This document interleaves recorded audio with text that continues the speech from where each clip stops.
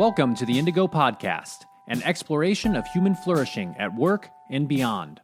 I'm Ben Barron of Indigo Anchor and Cleveland State University. And I'm Chris Everett of Indigo Anchor. For more information, please visit us at www.indigopodcast.com. All right, so today on the podcast, we've got Mike Richardson, and we're going to talk about agility before, during, and after COVID. Yes. So some of the main topics are agility as a business imperative, bringing agility to small and medium-sized businesses, the mid-market void, as we call it. We're going to talk about filling that void with the recurring series here that we're going to do on Agile conversation flow to cash flow. And we're going to talk about the agility challenges of CEOs, executives, and managers running small to medium-sized and especially fast-moving businesses. Yeah, this is going to be so great. And I just want to take a moment and introduce Mike properly. Mike Richardson specializes in the agility. Yeah. So Mike's a great guy, and he, for a long time, has been specializing in the agility challenges of CEOs and executives running small to medium-sized enterprises at MikeRichardson.live.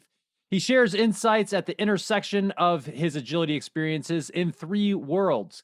In the real world, he started his career working as a petroleum engineer on offshore oil and gas drilling rigs with Shell International, and now studies other everyday Agile leaders in the real world: fighter pilots, Navy SEALs, firefighters, and others. In the business world, via an MBA at London Business School, he went into the aerospace industry and ended up running the Aerospace Division of a British public company, Spirent plc.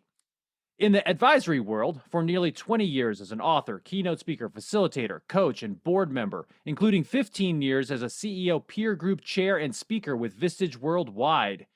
Wow. Mike's first book is titled Wheelspin, The Agile Executive's Manifesto, and his second book is a work in progress titled The 5 Roles of Everyday Agile Leaders, Cracking the Agility Code for CEOs, Executives, and Managers of Small to Medium-Sized Enterprises. Mike, welcome to the Indigo Podcast. It's so good to be here. I'm so excited. That's right. Yeah, so this is our kind of introductory episode with Mike Richardson, where we get to learn a little bit more about him, get to learn a little bit more about his perspective on this thing we call agility and agile.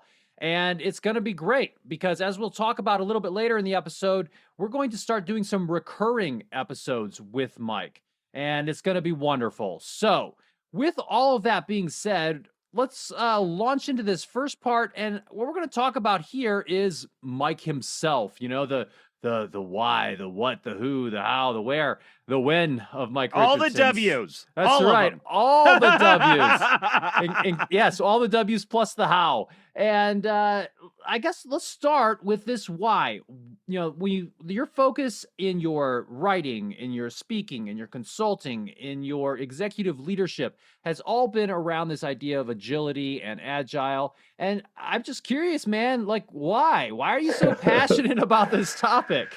Well, I guess because I felt the pain. I've sat in the seat of being a CEO, an executive, first of all, and then a CEO, and then a divisional CEO of, mid-market, small to medium-sized and fast-moving businesses.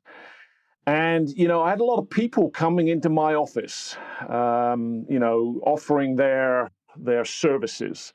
Sometimes the big consulting houses, sometimes the smaller sort of training and coaching and consulting organizations, sometimes academics, and sometimes, practitioners. And what I discovered was that it was very hard for them to relate to the challenges that I faced every day. How did I fully fill the shoes, fully fill the seat, if you like, in the driving seat of a small to medium-sized and fast-moving business? And I just increasingly felt that there's something missing. There's a vacuum, there's a void. I'm an avid reader. I've read all the primary books. I've listened to all the speakers. I've tried to join up all the dots as best I could. And I just felt there was some dots missing. And so I felt, dedicated and passionate to figuring out what those other dots were, joining up the dots to make the whole picture. And that's what I've been passionate about for nearly 20 years now. Wow. Wow. That's fantastic. And so if that's what you've been, passionate about, tell us a little bit more about this idea of agility and agile and your focus. What is it? How do you define that? Yes. So, agility is the ability to adapt. Clearly, we're all very familiar with that. Charles Darwin said it's not the strongest, it's not the most intelligent, it's the most adaptable to change who survive. So we're all very familiar with that, and we can pick up any business magazine any day of the week and or blog, and we all see people talking about, be adaptable. But frankly, in my experience, that is a massive oversimplification. It is incredibly complex because it's not only the ability to adapt, it's the ability to out-execute rapidly changing circumstances. Just look at the environment we're in right now, and out-execute your competition and out-execute the expectations of your various categories of stakeholders. Of course, your customers first and foremost, but equally your employees, so you keep the best talent, equally your suppliers and your supply chain so that you get the best service and the best price and the best support, and of course your shareholders and frankly your debt holders. The last thing you want is that phone call from the bank at just the wrong time. So it is massively complex to get that agile execution equation right. And that's the challenge that I focus on is how do you do that as an executive, as a manager, as an executive, as a CEO of a small to medium-sized and fast-moving business. It's very complicated. Yeah. It's like somebody gets on LinkedIn and says, "Hey, buddy, I got the solution for your business. Why don't you just suck less?" Exactly. That doesn't help. I want to suck less. I realize I don't have the stuff. What do I do? Or here's a book on boxing. There's Mike Tyson. Why don't you go get in the ring? Like exactly. that doesn't help. No, exactly. And I love the inspiration and the insights that we're surrounded by. I love it all.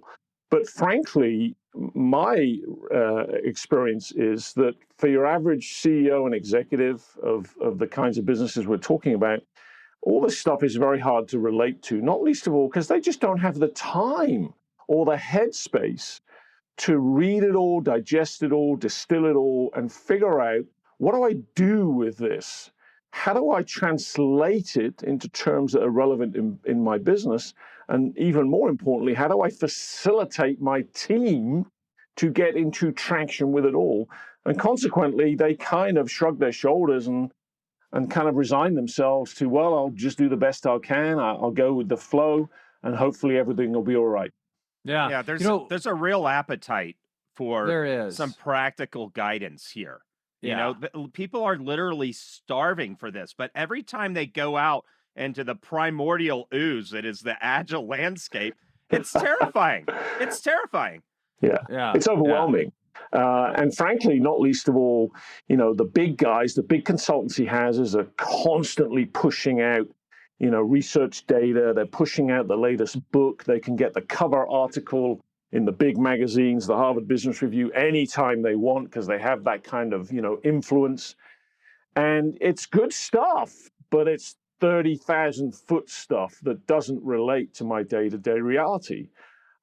Even all the classical training and consulting and coaching organizations, one of my very, very, very favorites, by the way, is Dale Carnegie. I've worked with Dale Carnegie for 35, 40 years. So much so, actually, that one of my clients that I've been working very closely with in the last couple of years actually won the global international, that's silly, isn't it? Global and international? What am I saying that for? The global annual Dale Carnegie Leadership Award. They issue one per year. Even Dale Carnegie is trying to hitch its wagon to the Agile train. And I don't have a problem with that. Good luck to them and do everything I can to support them. But it's just adding to the confusion, in my experience, that most executives and CEOs experience in this expanding universe of insights and inspiration about Agile. they're left kind of like looking around them thinking, what do I do and how do I do this? Yeah. You described this vast landscape of people in consulting and in various aspects of business talking about agility and talking about agile and so forth. And I think you're right. I see it all the time. I see it on LinkedIn. I see it in publications. So that kind of brings us to, all right, well, there's this huge landscape. Where is Mike Richardson in that landscape? Where are you? Who are you in that world of agile? Well, how I got here was, I think as you mentioned in the intro, I actually started, I'm a scientist first and foremost. I studied geophysics at university, which is geology, physics, and maths. That serves me well now, actually, because geophysics is everything from the very center of the Earth to the very edge of space and everything in between. So that serves me pretty well to wrestle with the whole of the Agile challenge. That was natural training to get into the oil and gas business, which I did as a petroleum engineer with Shell International, and spent a couple of great years working on drilling rigs onshore and offshore. And again, I now look back on that experience and realize, now that I have the vocabulary for it, I realize what I learned about Agile. And that's where I ended up talking about what I call everyday Agile leaders. These are leaders who face the agility challenge every single day in a real world environment, like a petroleum engineer on an offshore oil and gas drilling rig, or a Navy SEAL, or a firefighter, or a fighter pilot, or both of you know this because you've both got military experience. You live that challenge every single day, and you know how you're doing with that challenge at the very least at the end of the day, possibly at the end of the next hour, possibly at the end of the next minute, possibly at the end of the next moment. It is black and white clear to you how you are doing. Are you influencing things? Are you in control of chaos, or is chaos in control of you? Trouble is, in business, it's a lot harder to know, how are we doing? And often it takes weeks, months, quarters, sometimes years to play out, by which time it's too late. So after I did my stint with Shell for 5 years, I did the classic thing in the 80s. I decided I didn't want a technical career for the rest of my life, and I needed to pivot. There's an Agile word.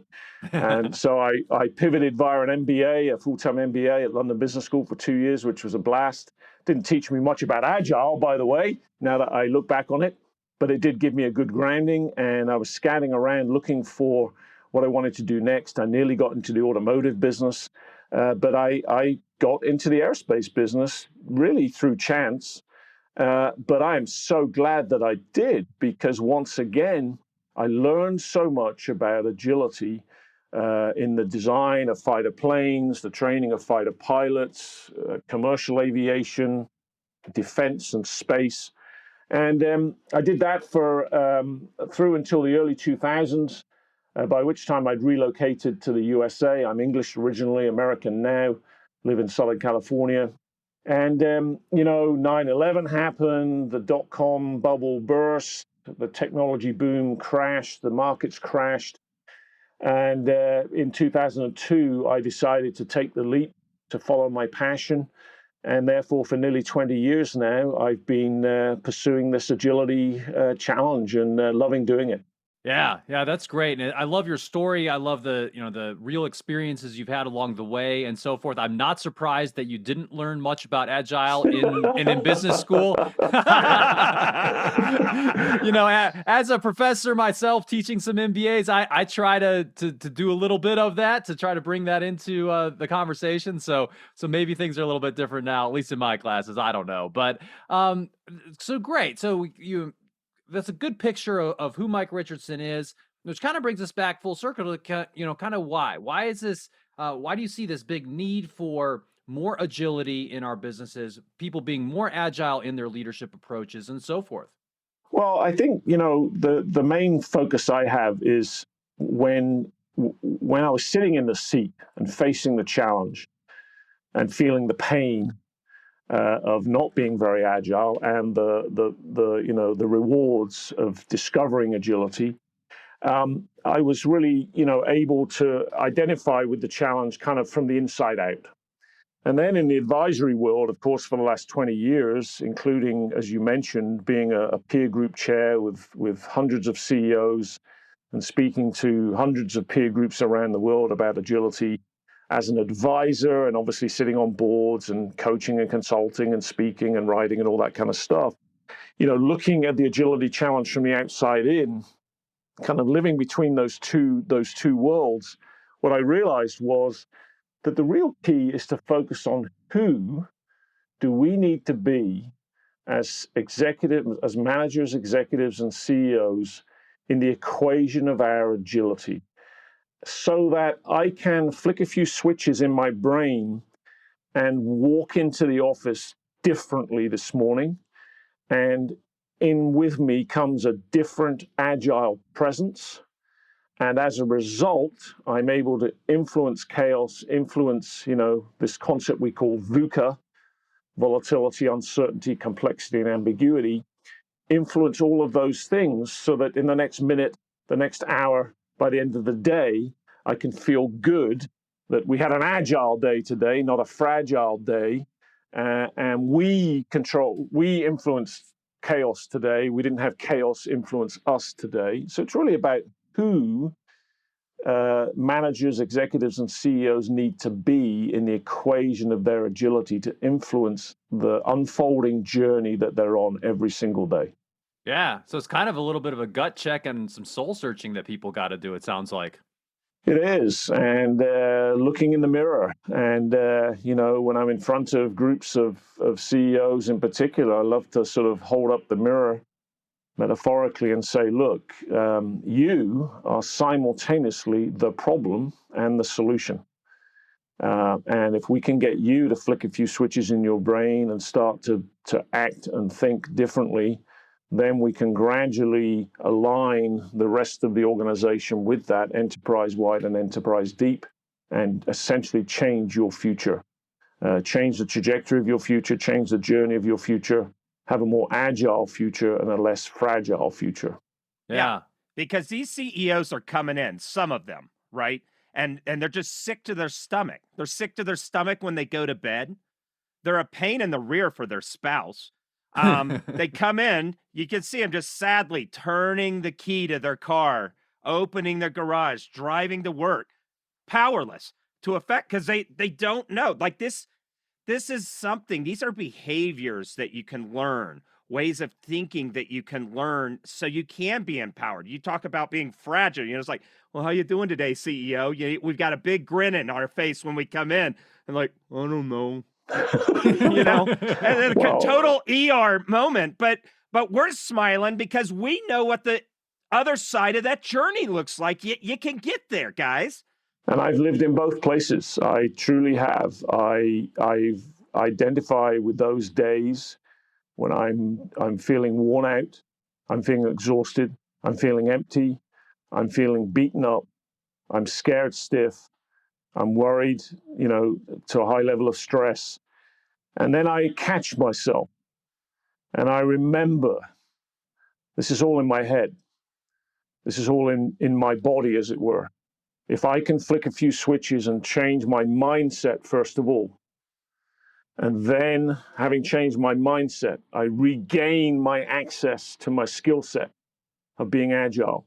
And then in regaining my access to my skill set, I regain my access to my tool set, things I can practically do today. I'm a big, believer that we don't feel ourselves into acting better. We act ourselves into feeling better. Mm-hmm. So what can I do today to get back in the seat, to get my feet back on the pedals, to grab the steering wheel and to start driving in an agile way? So I've lived there. I still have days like that, clearly. No one is immune from this. But I also have great days. And I couldn't agree more with you, Chris, with what you've said.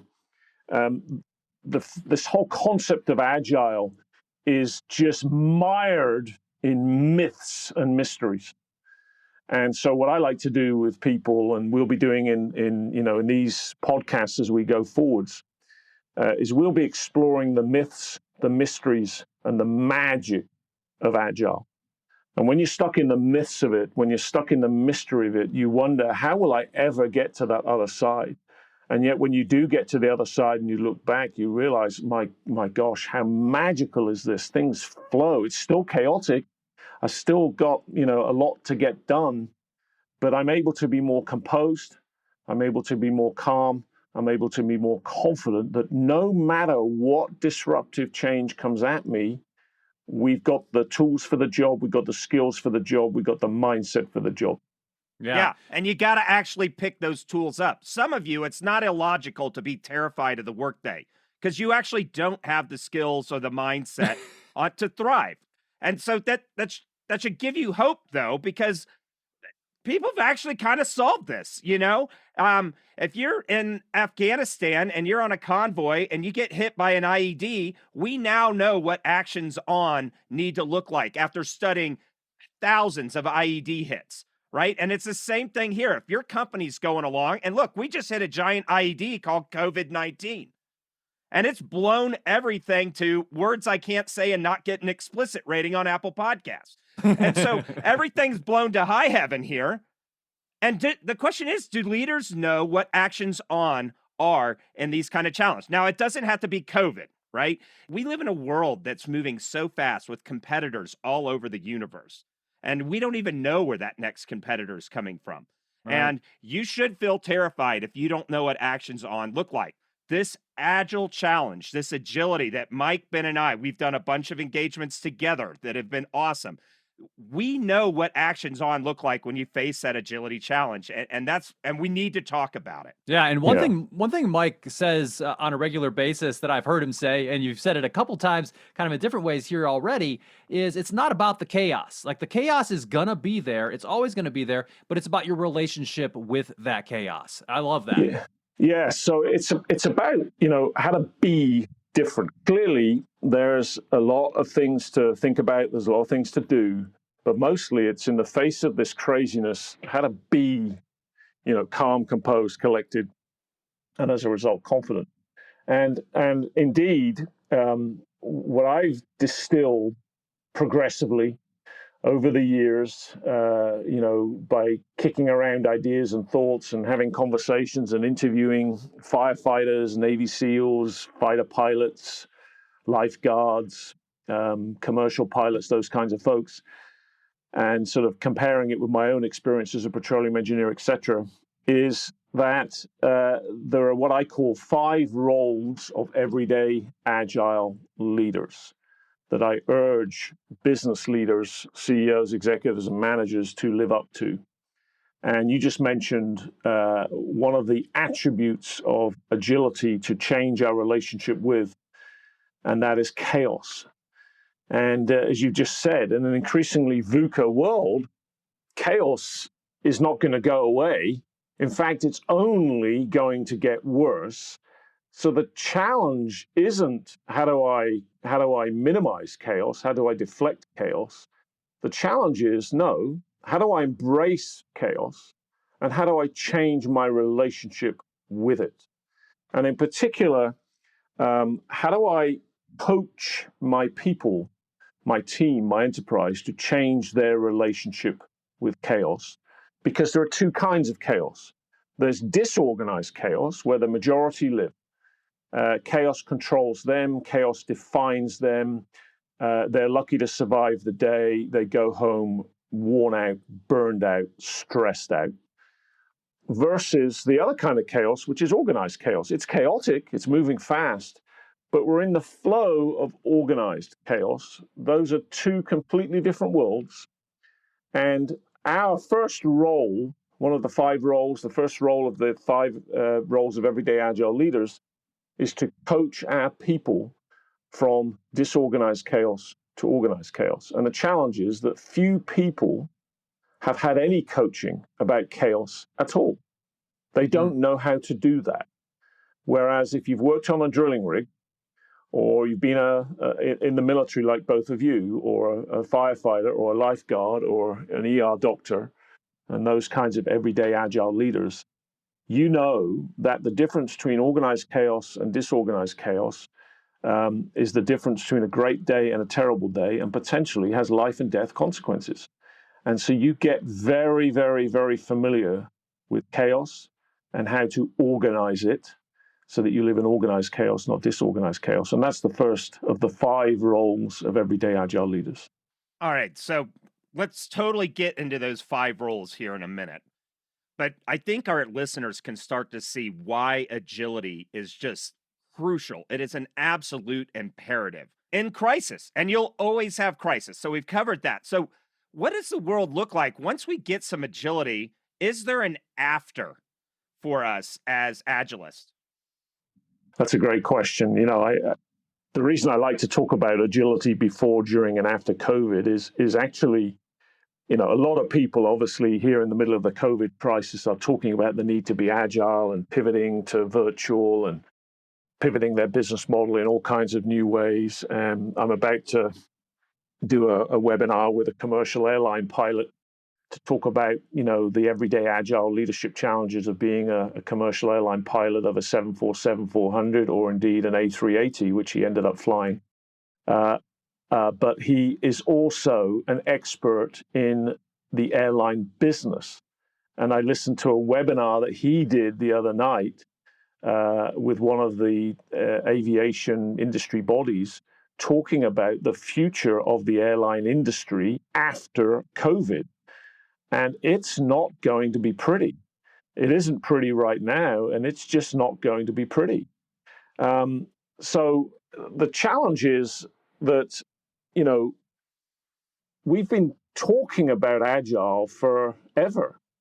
And certainly for nearly 20 years, because back in 2001, we first kind of more formally started using the word Agile with the Agile Manifesto and Agile software development. But for many people, Agile is still a very confusing, confounding concept that they can't relate to. But they know now implicitly here in the middle of COVID that they need to adapt, they need to be more agile. For me, the after COVID thing is a very interesting question, because the first question is challenge the assumption, will there be an after?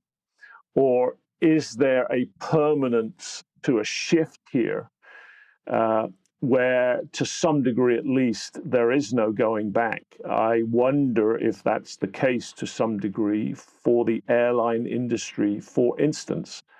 Have a whole bunch more people now come to terms with the cost-benefit equation of virtual and realize that, why did I ever used to jump on a plane so frequently and go through, all of that rigmarole, when I can get, levels of cost-benefit without needing to jump on a plane. So I think that's a key question for all industries to ask is, will there be an after COVID, or to what degree will there be an after COVID, from 0%, everything goes back to what it was, to 100%, no, everything stays as it is now. Where are people going to be on that spectrum? And as a result, how agile are people going to need to be with their business model, with their organizational model, with their financial model?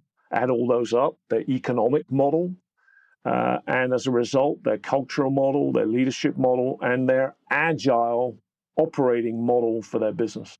Yeah, I like to think of it as an operating system. If you've got a fluent agility baked into all your models, you're like a prime steak marinated and ready to go on the grill as far as agility. Medium rare, please. Does it matter the challenges that you face? No, because you have an operating system of agility, and there's a void here that people miss out. Mike, tell us a little bit about that void.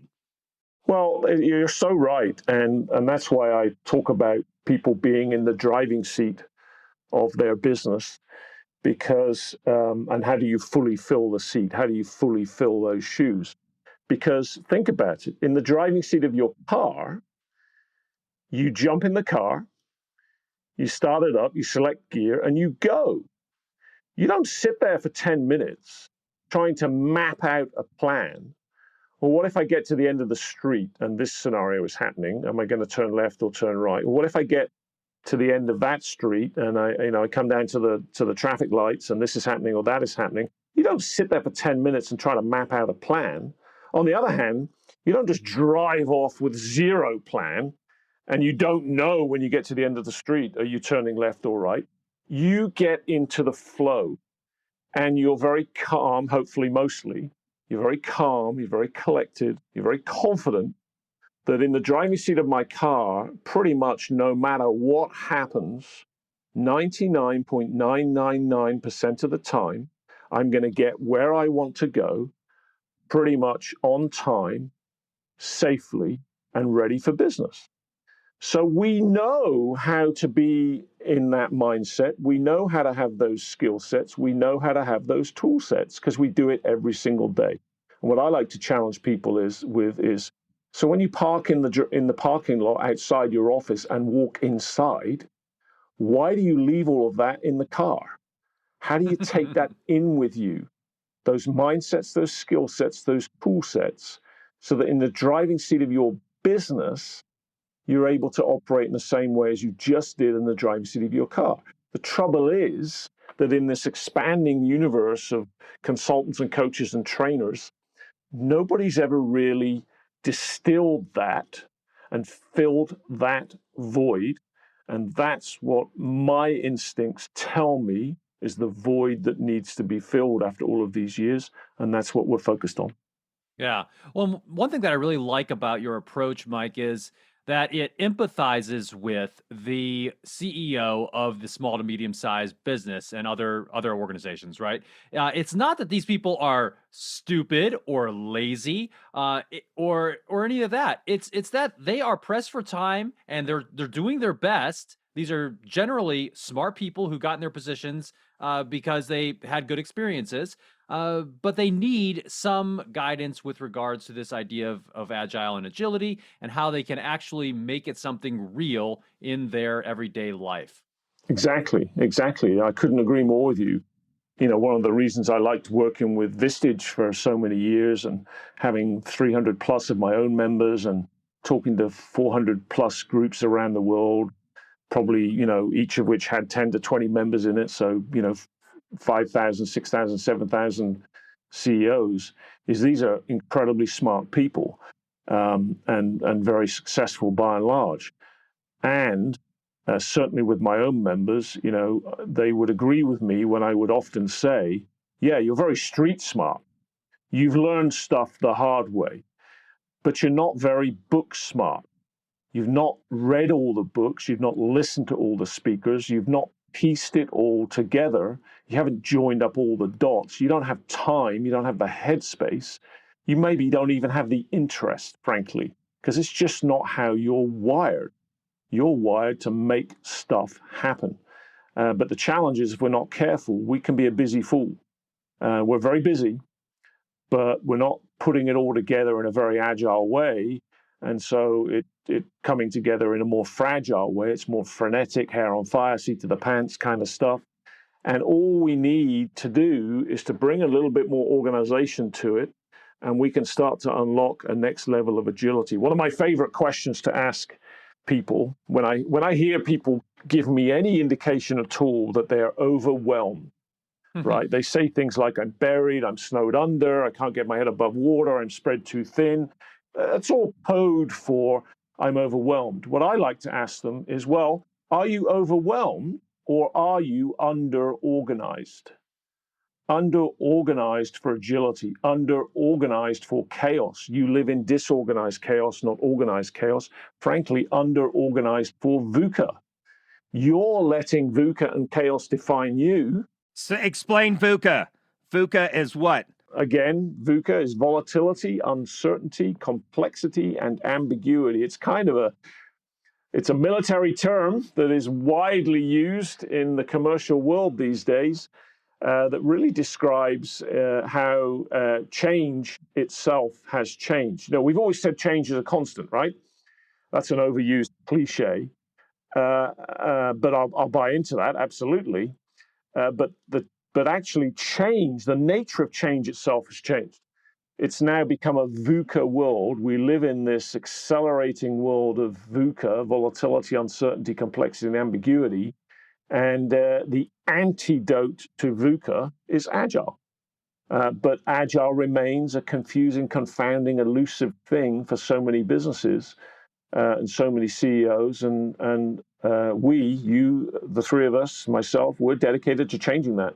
Yes. What's missing here is a distinct pedagogy. Now, if you guys don't know what pedagogy is, go Google it. Here he goes again. He gets all of these fancy words. Here we go.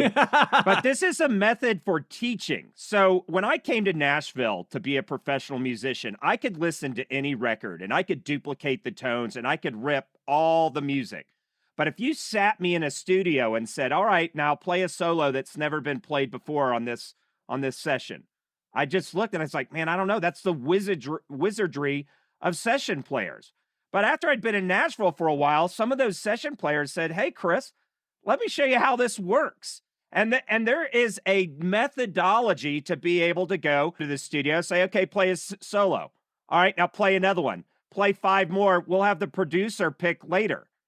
And that seemed like magic to me, but there was a methodology that these pro players in Nashville knew about that could get you from not being able to do that to doing the magic. I love it. I love it. And in other words, what you've just revealed, it's a great analogy and a great story, is there's a whole bunch of myths, right? You don't just show up and start playing music. It's a bit of a mystery as to how, a bunch of musicians could show up and just get started and get in the flow, and they're immediately in sync with each other, right? And that's a mystery, and it's magical when it happens. You just used the word magic several times. In other words, for the unenlightened, it's an unbroken code. They can't see through the chaos. To them, it looks like, I don't understand what's going on here. I can't see the patterns. I can't see the method. I can't see the skills. I can't see the tools. It's an unbroken code. If we can get them to the other side, where they've broken the code, they can understand the system, the pattern, the method, then that's a completely different place to live. And next thing you know, they can show up at a studio. Everybody can plug in. 10 seconds later, we're all got started, and it is just flowing beautifully. And that's the difference. Where do you live? Are you stuck on one side that's an unbroken code, and it just remains a mystery to you? Or have you crossed over and you've broken the code, and now it's magical for you? Yeah, so let's talk about how we're going to do that, Mike. Break this down. Break through to the other side of that mystery. And one of those things is just breaking it down into bite-sized pieces that people can eat and begin to understand. And so there's 5 steps, 5 attributes that you need to do to change your relationship. And that deals with 5 rules. So let's talk about these 5 rules that you got to play. Yeah, and we started on the first one earlier. We said the first attribute of agility to change your relationship with, there are 5 that I've distilled. And the first one is the most important one, and that is chaos. As we've been talking about, in an increasingly VUCA world, VUCA drives chaos. And if you're not careful, it defaults you into living on the side of the unbroken code, which is disorganized chaos.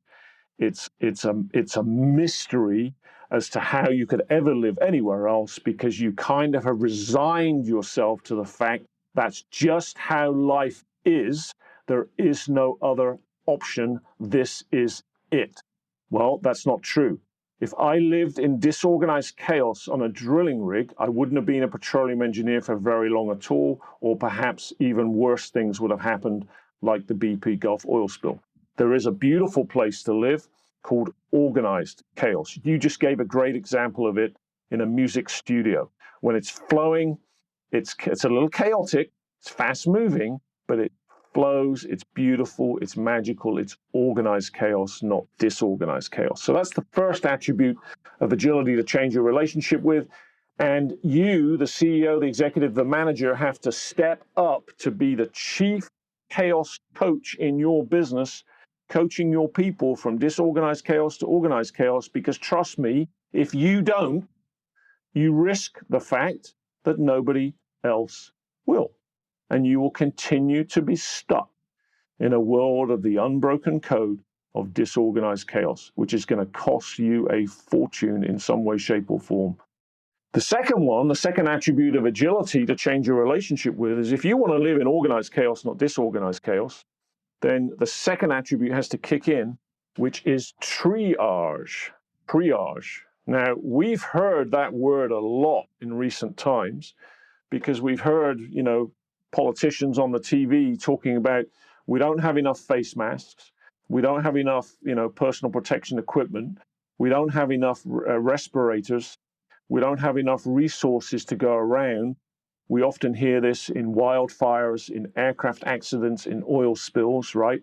We have no choice except to triage our resources because demand massively exceeds supply in a real-time unfolding high-stakes journey of a situation like a COVID crisis or an oil spill or a wildfire. So triage is a word that we encounter in those kinds of environments, and it's kind of the most acute form of time management, priority management, focus management, attention management, resource management, frankly, everything management you can get. And the challenge is that where chaos defaults most people to is it defaults them into partial triage. They're triaging like crazy, but they're triaging inside of partial situational awareness. They're only dealing with the very clear and very present dangers and opportunities, the urgent stuff. They're fighting the fires right in front of them. If a fire chief fights a wildfire that way, they only fight the fires in front of them. It gets out of control real fast, because if the wind changes and the weather forecast changes, I have to be ready to have staged some resources over there to fight the fire on a new front. And if I'm not ready for that scenario until it happens, I may now be behind the curve and I can never get back in front of the curve, and we lose more properties, we lose more assets than we otherwise should have done. So many people, unfortunately, get stuck in a situation of partial triage. If that had happened to me on a drilling rig, I wouldn't have been a petroleum engineer for very long. I have no choice except to step up to full triage inside of full situational awareness. One of my favorite sayings from a Navy SEAL that I did a webinar with was, he said, yes, maintain front sight focus with whatever you're shooting at and keep your head on a swivel. You need to be sustaining 360-degree situational awareness, or you're about to get shot in the back. And so it's the same in business. And the second role for us to step up to as everyday Agile leaders is to be the chief triage facilitator in your business, facilitating your people from partial triage to full triage. If you don't do that, you risk that nobody else will. And the challenge is that few people have had any facilitation in triage. They don't understand what it is and how to do it. Yeah, no, so that's great. I like this distinction between partial and full triage. I think that's an important distinction, because I'll oftentimes come across executives and managers who say that they're triaging, but really what they're doing is just triaging for that day, or looking at the fires that they have to put out, so to speak. Yeah, not drowning. Like, my triage means, like, I don't know how to swim, but somehow I'm flailing to the top every day. Right. Yeah. Right. So, this idea of full triage is gaining that bigger sense of situational awareness and making sure that as an executive, as a leader, you are not only focusing on those things that are urgent, but you're also focusing on those things that are important for the long term, and you're not losing sight of that. And one thing I wonder about many businesses right now is that they're dealing with these very immediate and very real concerns with COVID and what it is doing to their business and their workforce. And yet some of them, I would guarantee, are losing sight of the big picture and what's going on in the long term. And also not learning all of the lessons right now that they're going through and not taking that into their DNA, so to speak. Especially when we live in a VUCA world, and many of these things coming at us are still very ambiguous. They're very unclear, and they're certainly very unpresent. They're not here yet. But the trouble is, in an accelerating VUCA world, they'll be very present and very clear very soon. And if that's when we start thinking about them, we are going to be behind the curve, and it's going to put us back into disorganized chaos if we're not careful. You know, when I was working on offshore drilling rigs, I had no choice except to be simultaneously focused on the next few minutes, the next few hours. Tonight's operation, is everything situated? Is everything good?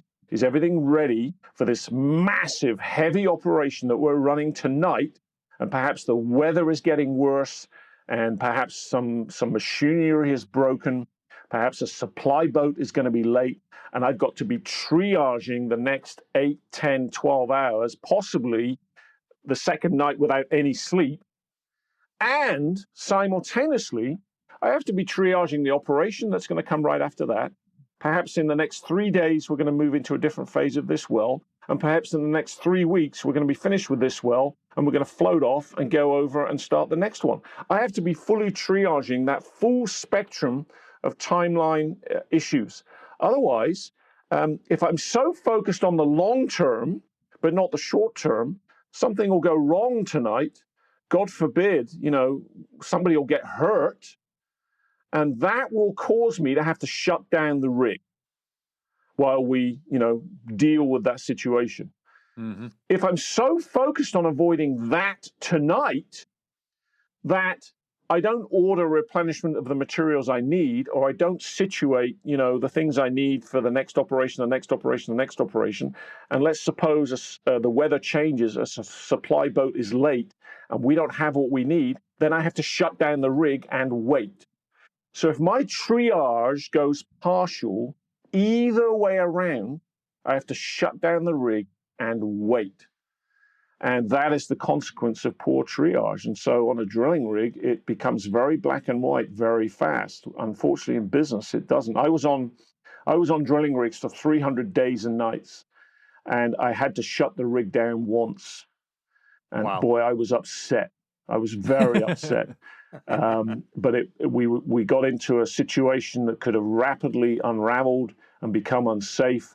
I had to make the phone call in the middle of the night to the duty, you know, officer on shore. He agreed with my assessment and said, "We have to play safe, Mike. Shut it down. We'll deal with it in the morning." 300 days and nights once. I was very upset, but very few, you know, petroleum engineers. Keep in mind, I was in my early 20s. Very few had a perfect record. But the results of my triage became black and white obvious. The challenge in business is they don't. I can go, you know, minutes, hours, days, weeks, months, quarters, perhaps even years, and the results of my triage don't show up until some way downstream. Yeah. So as an agile leader, you've got to be that chief chaos coach. You've got to be that chief triage facilitator. What's this next one? Yeah. So the third one is if you want to be fully triaging, then you have to change your relationship with the next attribute of agility, which is insight. Because in an increasingly VUCA world, there is a lot of insight to gain about new and novel things coming at you that you haven't seen before. New VUCA. And the challenge is in business, if we're not careful, we learn way too much insight in hindsight after the fact. 2020 hindsight, often in crisis mode and disorganized chaos. And every time we learn something in hindsight, I want you to look in the mirror and I want you to ask yourself, did I really, really, really need to learn that in hindsight? If I'd been working harder, could I have learned that in foresight, not hindsight? And how do I train my people to learn more in foresight, not hindsight? Because hindsight can be hideously expensive and potentially on a drilling rig with life and death consequences. And so the challenge is, how do I step up to the third role of everyday agile leaders and be the chief insight trainer in my business training people how to move from learning in hindsight to learning in foresight. And the challenge is that few people have had any training about insight and how to learn in foresight. They don't know how to do it. And the risk we take is that we don't step up as the chief insight trainer in our business, we risk that nobody else will, and we'll just be left learning in hindsight very expensively. And so that's the third role of everyday agile leaders. Yeah, absolutely. So everything that you do is absolutely predictable, right? No. That brings us to number 4, right? What do we got? Yeah. Yeah. Well, and the thing I like to say is the only unsurprising thing about the future is that it will be full of surprises. And so we have to expect and manage the unexpected. That's what it takes to be agile. And when we do that, we can change our relationship with the fourth attribute of agility, which is one of my favorites. We can change our relationship with luck. Luck is huge in agility, except it's a lot less random than we think. Luck is where preparation meets opportunity, kind of thing. Aha. And if we're not careful, we are woefully under-prepared. We haven't been learning from foresight. We haven't been fully triaging. And stuff shows up and takes us by surprise. We're under-prepared.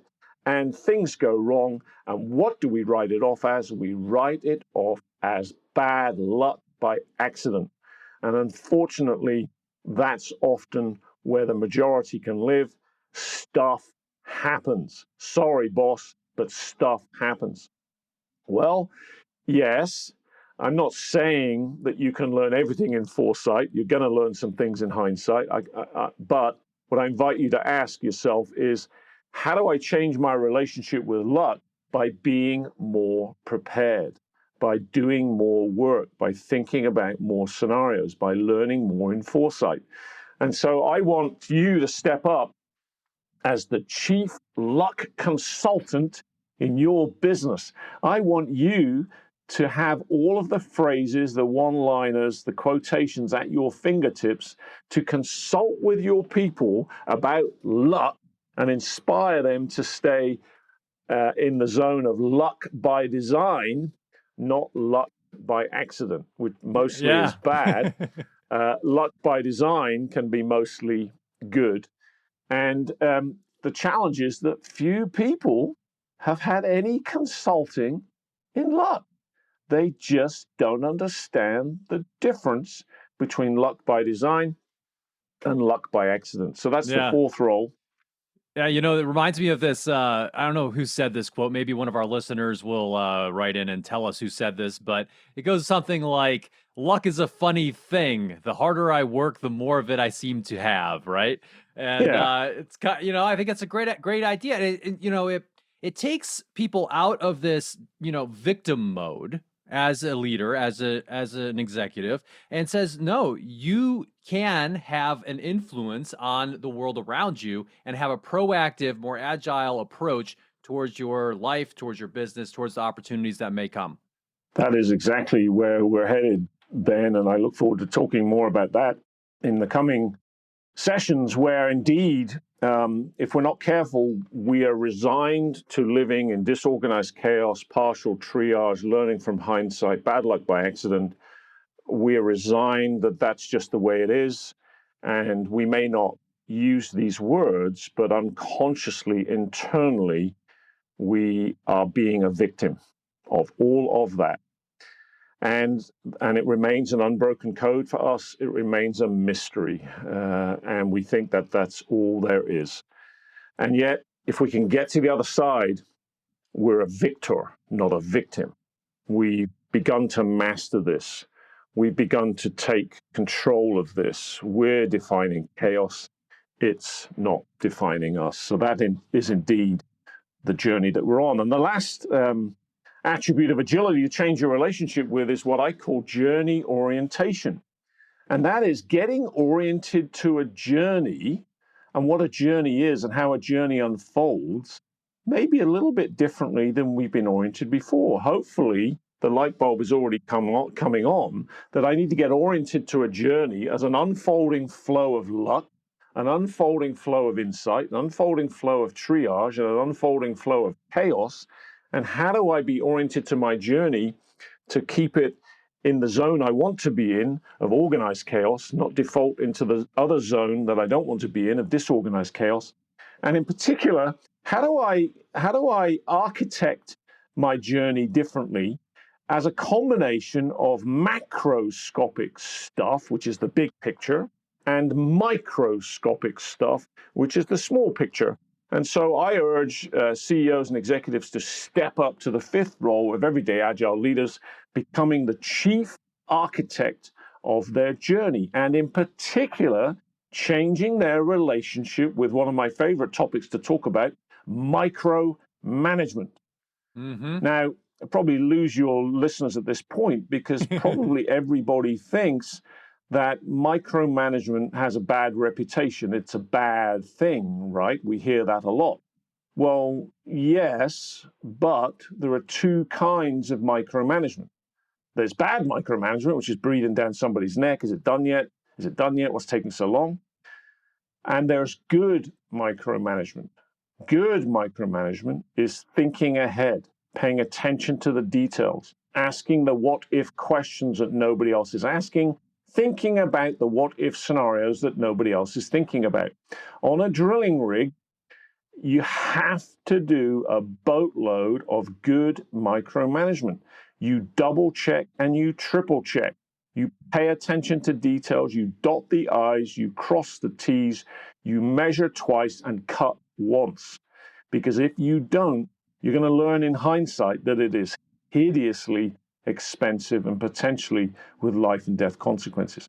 So it's all about architecting the journey, getting oriented to the journey differently, and driving the journey, the trajectory of profitability and growth, of career and life. And if we live in the agile zone of organized chaos and full triage and learning in foresight and luck by design and good micromanagement, we can drive our business, our trajectory onwards and upwards where we want it to go, no matter what VUCA comes at us. If we live in the fragile zone of disorganized chaos, partial triage, learning in hindsight, luck by accident, and bad micromanagement, then things can go the opposite way and we can be on a breakdown journey, at the very best, a flatline journey, full of frustration and burnout and stress, and that's just not a nice place to be. So I invite your listeners to tune in and understand how to break the code and move over to the other side. It's a magical place to be.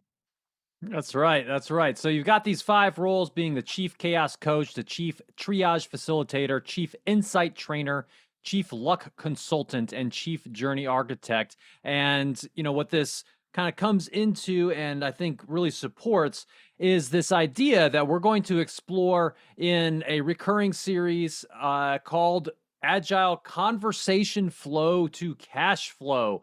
So what's that all about? And tell our listeners about that.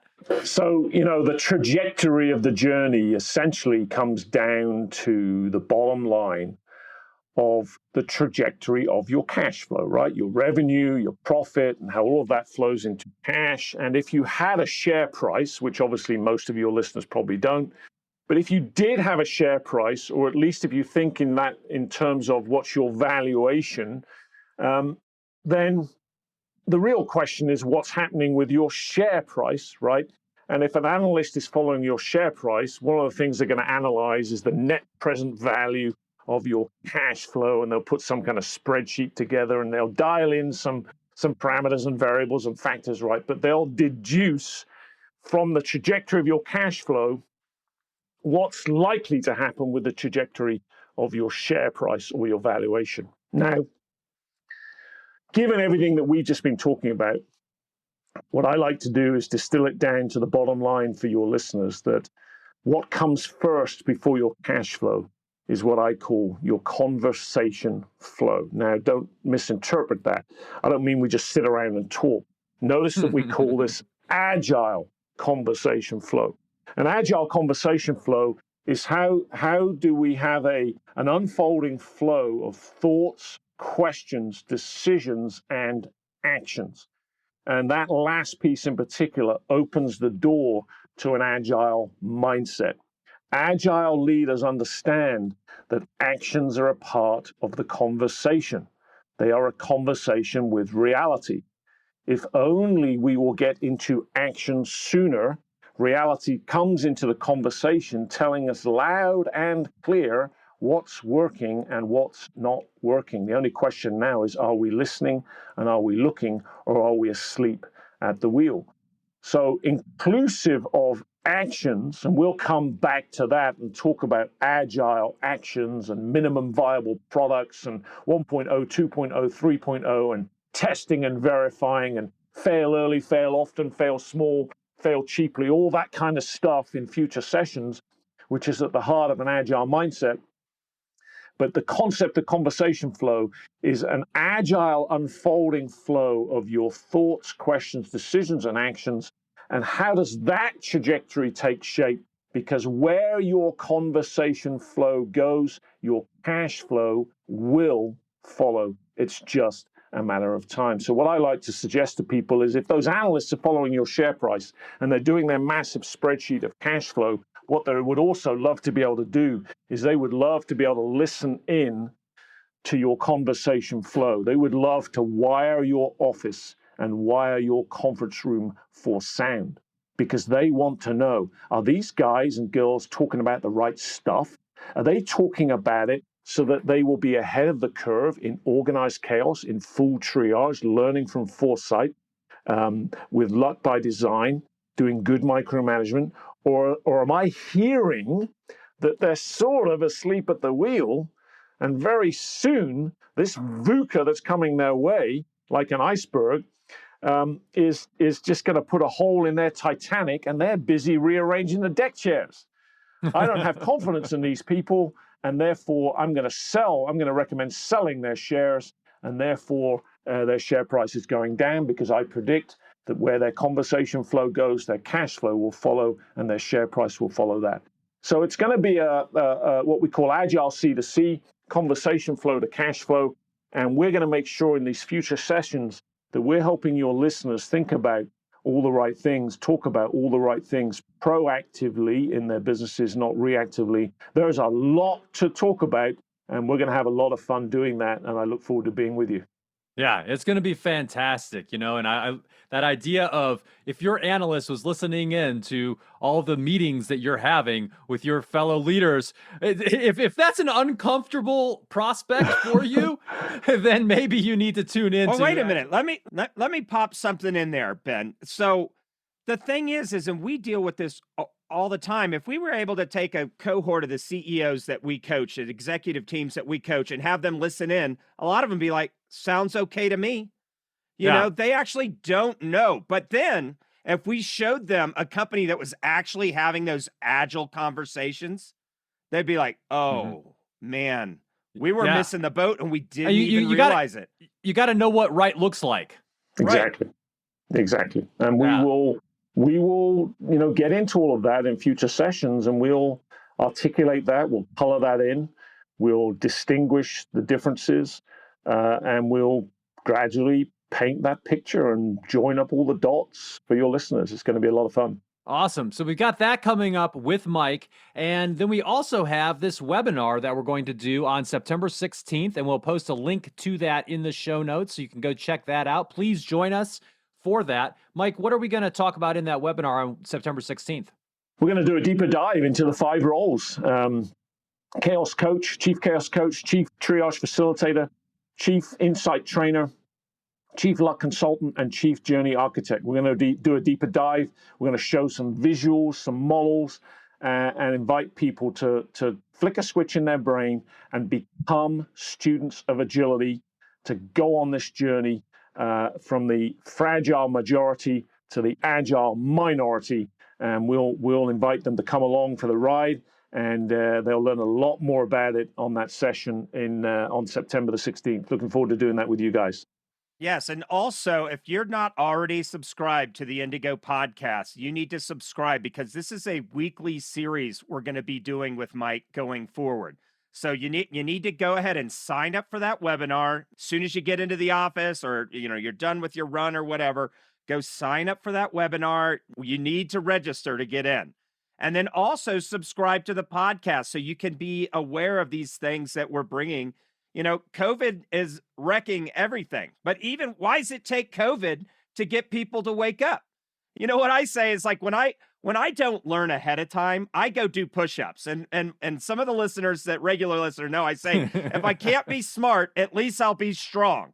But that's right, Jack we Wagon. actually want to be smart, right? I mean, we can do our push-ups on our own time. So subscribe to the podcast so you can get this. This is just going to be more content coming out here on the podcast with Mike weekly. So we'll have the regular Indigo podcast, and we're toying. We'll probably call it Conversation Flow to Cash Flow, Agile C2C, something like that for this recurring weekly series with Mike.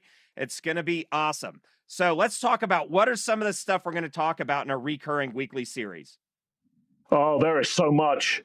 There's probably, 30, 50, 100 things to talk about. We're going to start with 3 of the most important to get into first. And the first is going to be agile decision making. For me, it's at the heart of that conversation flow to cash flow. We said that's thoughts, questions, decisions, and actions. The hardest aspect of that is the decision making piece, illuminated by better thinking, illuminated by better questions, illuminated by better agile actions going down the path. But front and center is decision making. When we assess agility, the number one challenge that typically comes to the top of the list from CEOs and executives is agile decision making. So we're going to get into that first. Second, after that, is okay, now if I've got this sort of portfolio of decision making going on, how am I going to be productive in the flow of all of those decisions and all of those questions and thoughts and actions that have to flow from there? How do I assure my agile productivity? Productivity is a challenging concept in the best of times, even more so in difficult times, even more so when we need to think about it in agile terms, which we will do. And then thirdly, closely associated with that, is if I want to be productive, I've got to be careful and assure that I'm being mentally productive. Because how many times have we heard stories that people are very, very busy, but they're being busy fools because they're stuck in a mental assumption that they're unconscious of a paradigm shift has happened, and they are looking at a new paradigm world through an old paradigm lens. And so the third concept is mental agility, and how do we make sure that we don't become a dinosaur real soon, and we stay fresh, we stay contemporary, we stay out there on the leading edge with the lens we're looking at the world through, called our mental agility. Those are the 3 things that we're going to put at the front end of this on-ramp, and then the other, 30, 50, 100 will come after that. Outstanding, Mike. So just thank you so much for being part of the Indigo podcast. I'm so excited about the work we're going to continue doing with you. I'll let you have the last word. What are some of your final thoughts for today? Oh boy, I am just so pleased to reconnect with the 2 of you. We've done some great work together with clients. We share, the same mindset, skill sets, and tool sets. I'm very excited to be doing the webinar on September the 16th with you again. Go to mikerichardson.live/webinars to join us there, and can't wait to unfold the conversation flow with you here and help your listeners turn that into cash flow. So thanks again, guys, for having me, and looking forward to this very much. Thanks for listening to the Indigo Podcast. If you like this podcast, please consider helping us by rating us on Apple Podcasts or wherever you listen, telling your friends about us, having us on your podcast, or mentioning us on social media. Our website is www.indigopodcast.com, where you can access more information about us and this episode. Thanks again, and we look forward to talking with you again soon.